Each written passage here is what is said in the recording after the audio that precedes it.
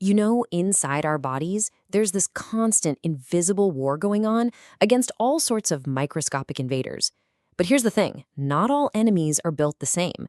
Today, we're diving into the world of a really tough opponent, the fungus, and the incredibly clever weapons we've had to invent just to breach its walls. So you might be wondering, why can't we just pop a standard antibiotic for a fungal infection? Well, it all comes down to their defenses. A bacterium, its cell wall is pretty simple, which is why antibiotics work so well. But a fungus? A fungus is built like a tiny biological tank. It's got this super rigid outer wall made of chitin that's literally the same stuff you find in an insect's exoskeleton. And then its inner cell membrane is reinforced with this unique molecule called ergosterol. This 1-2 punch of defense makes it almost totally resistant to our usual go-to drug. Honestly, the best way to picture a fungal cell is as a fortress. Its defenses are just that good. And look, for most of us with healthy immune systems, it's not a huge problem. But for some people, that little fortress can become a really serious threat. A strong immune system is fantastic at keeping these fungi in check. The real danger pops up when that system is weakened. We're talking about patients with AIDS or organ transplant recipients who are on immunosuppressant drugs to stop organ rejection, or, of course, cancer patients going through chemotherapy. For them, a fungus that's normally harmless can suddenly explode into a life-threatening systemic infection. And this can even be a risk for older adults whose immune systems just naturally aren't as strong as they used to be. So, how in the world do you take down a fortress like this? You can't just send the army to charge the front gates. It won't work. No, you need specialists. You need pharmacological saboteurs, if you will, who know the fortress's secret weaknesses and can bring the whole thing crashing down from the inside out. Okay, so our first group of saboteurs are the echinocandins, and their strategy is just so incredibly clever. They don't even bother attacking the wall itself. Instead, they go after the construction crew.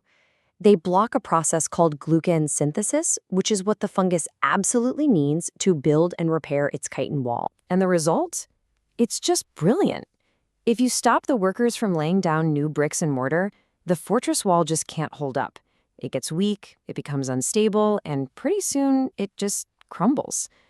The fungal cell literally falls apart because its main defense has been completely sabotaged. Now, our next class of drugs, the polyenes, they take a much more direct approach, a brute force approach, really. They blow past that outer wall and they go straight for that unique inner membrane, the one reinforced with ergosterol. They bind right to it. The effect is just as devastating as it sounds. By grabbing onto that inner membrane, polyenes basically just punch holes all over it. They create these little pores that cause all the vital stuff inside the cell to just leak right out. It's a direct, fatal shot to the fortress's last line of defense. All right, let's zoom in now on one of the most famous and, frankly, infamous weapons in our entire antifungal arsenal. It's a drug that perfectly captures the power and the peril of this kind of therapy. Meet amphotericin B. For years and years, it has been the gold standard for treating the absolute worst, life-threatening fungal infections. Why? Because it works. It's incredibly powerful. But all that power comes at a very, very steep price.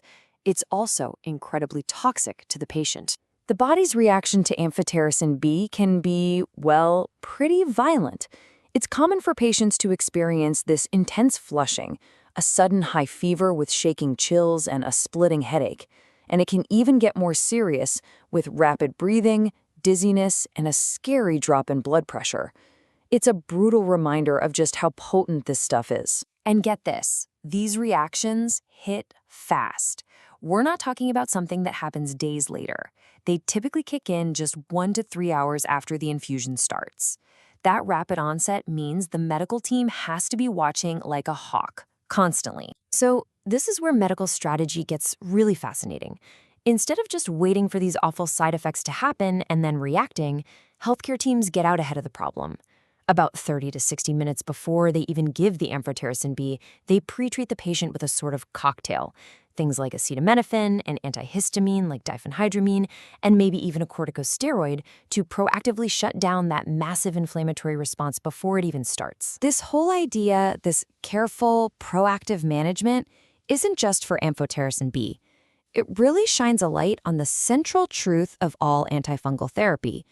Winning the battle against the fungus almost always comes at a price. And managing that risk is just as important as killing the infection. And yeah, the potential for collateral damage is a real concern across the board. The azole class of drugs, they can be tough on the liver. Echinocandins can also cause liver issues and even suppress bone marrow function. And as we just saw, amphotericin B is famously hard on the kidneys.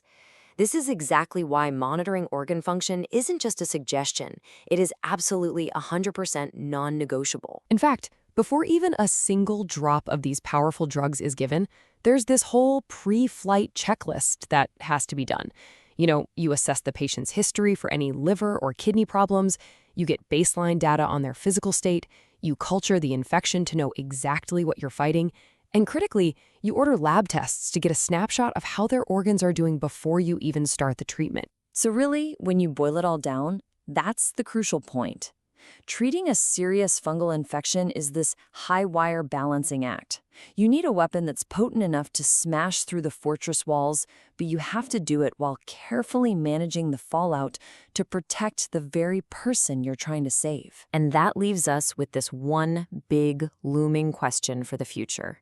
You have to remember, fungi are ancient survivors. They've been on this planet for 1 billion years. They are masters of adaptation. So as they continue to evolve and, inevitably, develop resistance to the weapons we have now, the race is already on. What will our next weapon even look like?